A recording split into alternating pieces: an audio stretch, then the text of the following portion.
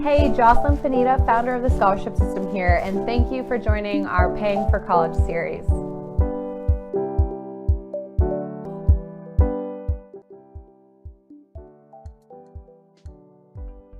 Now today we're going to talk about a topic that maybe isn't the best topic that people want to hear about, especially not students, but it is one of the most important, and that is how to cut living expenses while you're in college.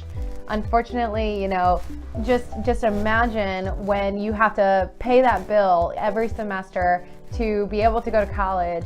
Imagine if that could be just cut maybe by 20% or 25%. I mean, if you could save any kind of money, some of the easiest ways to save money is by cutting down those living expenses. So today we're going to talk about 3 different areas that you can cut down expenses so that you can find savings and hopefully work your way to graduating debt-free. Now, the first one is going to be focusing on car expenses. Second is going to be focusing on housing. And third is going to be talking about one of my near and dear topics that I'm passionate about, food. So with that, let's go ahead and begin. With the car, one of the easiest ways to save money with a car is to leave it at home. I know students don't like to hear that, but I promise you, when you see how much people bum rides off of others, you will be glad that you left your car at home. The car insurance, parking tickets, getting dings and bumps and bruises on your car, not to mention if you have a car payment and all of these expenses. So leaving your car at home gets rid of the stress. It means that you will not be the one that has to taxi people around. And it's just a very easy way to cut expenses. So I know students, a lot of them like to bring their cars to school, but if you can, leave it at home. Now the second topic is on housing, and I'm going to give you just really 4 main ways to save on housing. And the first is to go for the lesser option when it comes to dorms. So they're going to always offer the high-end option for a dorm room. It's the brand new dorm, but you also pay for that for sure. All the other dorms are still livable. They are perfectly fine.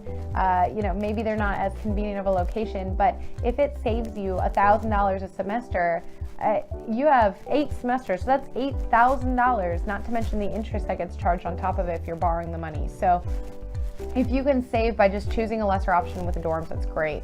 Secondly, have roommates. Always more people means less rent. And you can split utilities and all that stuff more ways. So having roommates is huge. The third is, if you are choosing to live off campus, then try to go off the beaten path. A lot of students live in the apartments that all students live in, with the shuttles and the college games and all this stuff. And it sounds cool, but you are going to be paying easily $100, $200, maybe even up to $500 more per month by living there, where if you went just down the road to an apartment that is still close to campus, but it's not one of the college apartments, I guarantee you'll find that the rent is way cheaper. So look off the beaten path, maybe find a different apartment that isn't ideal, but it can save you hundreds of dollars every single month. And that means more fun money or less money to borrow. And the last one, of course, for saving on your housing expenses is watching your utilities and your water. So, maybe shutting the lights off before you leave, having the temperature set pretty even, not too cold or too hot, depending on what season it is.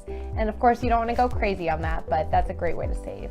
And the last thing I want to talk about on this video is saving with food. And ultimately, the easiest way to save is simply by cooking rather than eating out.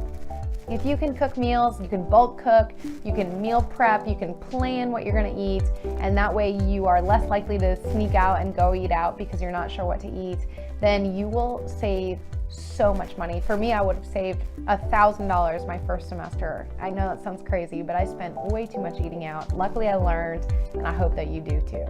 So there you have it, 3 ways to cut down your living expenses. These are just a few ideas on how you can save money, but overall, just remember that by bringing in free money like scholarships and grants that we talk about in the scholarship system and teaming it together with cutting down your expenses and the money that you need, you will work your way towards graduating debt-free.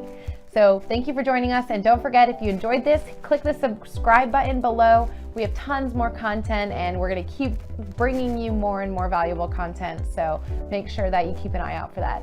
See you soon.